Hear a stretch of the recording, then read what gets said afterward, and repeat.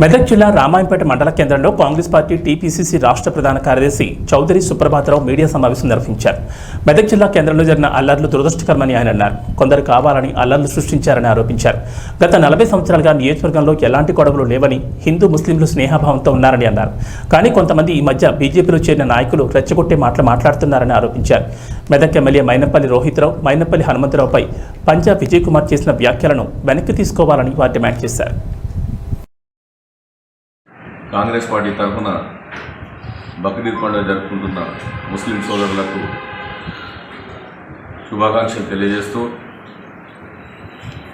మెదక్ పట్టణంలో మొన్న రాత్రి జరిగిన సంఘటనలు అత్యంత దురదృష్టకరం. ఎందుకంటే మెదక్ అసెంబ్లీ నియోజకవర్గంలో అన్ని పట్టణాల్లో ప్రశాంత వాతావరణంతో ప్రజలు జీవిస్తుంటారు. ఎప్పుడు కూడా ముఖ్యంగా కాంగ్రెస్ పార్టీ ఎప్పుడు కూడా ప్రశాంతతను, ప్రేమతత్వాన్ని బోధిస్తుంది తప్పితే ఏ కులానికో, ఏ మతానికో, ఏ వర్గానికో కొమ్ము కాసే పార్టీ కాదు.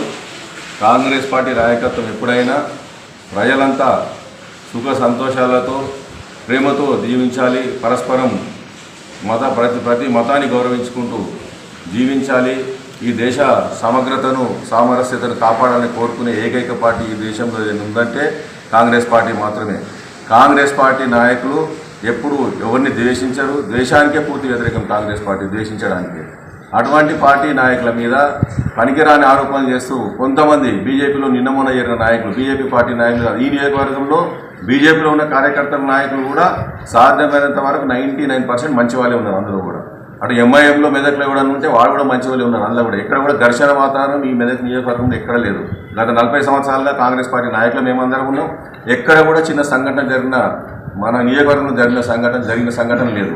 కానీ అందులో నిన్నమొన్న చేరిన కొంతమంది నాయకులు, ఎన్నికల ముందు చేరిన నాయకులు వ్యక్తిగతంగా మైనంపల్లి రోహిత్రావు గారిని, మైనంపల్లి హనుమంతరావు గారిని, ఆ కుటుంబాన్ని కించపరుస్తూ మాట్లాడిన పంజాబ్ విజయ్ మాట్లాడిన మాటలను వెంటనే వెనక్కి తీసుకోవాలి.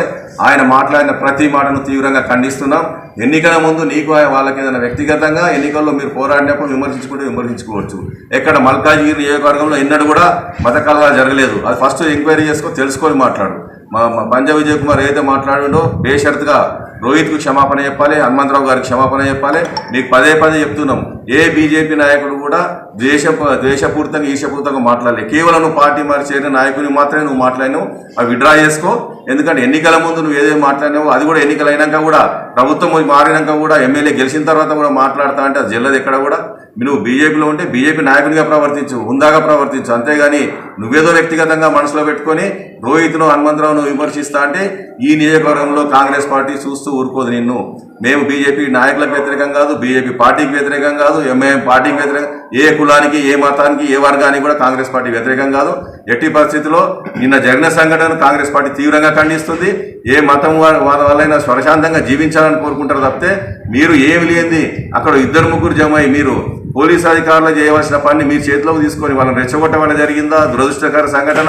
పోలీసు అధికారులు సమయానికి స్పందించకపోవడం జరిగిందో దాని మీద ప్రభుత్వం ఎంక్వైరీ చేస్తుంది, పోలీసు ఉన్నతాధికారులు ఎంక్వైరీ చేస్తారు.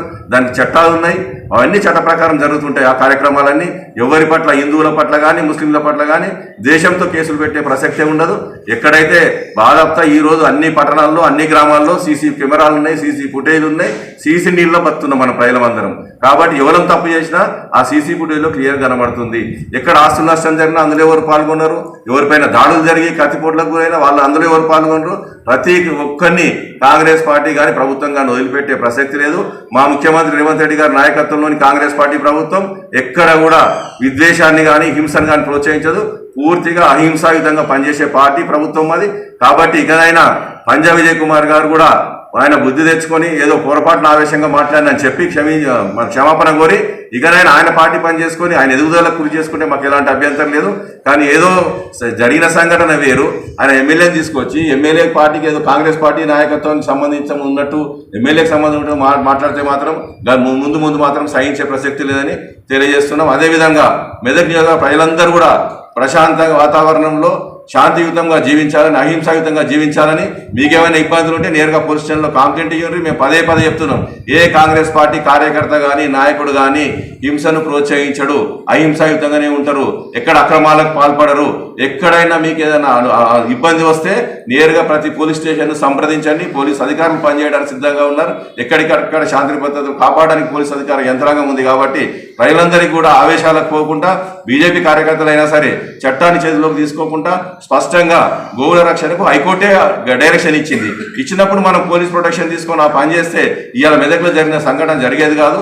ఎవరు కూడా యువకులు ఆవేశాలకు పాల్పడకుండా ప్రశాంతంగా జీవించాలని, మెదక్ నియోజకవర్గ పేరు ప్రతిష్టలు నిలబెట్టాలని, మెదక్ నియోజకవర్గం డెవలప్మెంట్ గురించి మాత్రం పోరాడవలసిందిగా అన్ని పార్టీలు కూడా విజ్ఞప్తి చేస్తూ, ఎవరి పట్ల కాంగ్రెస్ పార్టీ ద్వేషంతో ప్రవర్తించదని మళ్ళొకసారి మా ఎమ్మెల్యే గారు కూడా స్పష్టంగా ప్రజల పక్షాన్నే ఉంటాం, మేము ప్రజల మధ్యలోనే ఉంటాం. కాంగ్రెస్ పార్టీ ప్రతి కార్యకర్త నాయకుడు ప్రజలకు ప్రశాంతంగా జీవించడానికి మేము పనిచేస్తామని తెలియజేస్తున్నాం. జై హింద్, జై కాంగ్రెస్.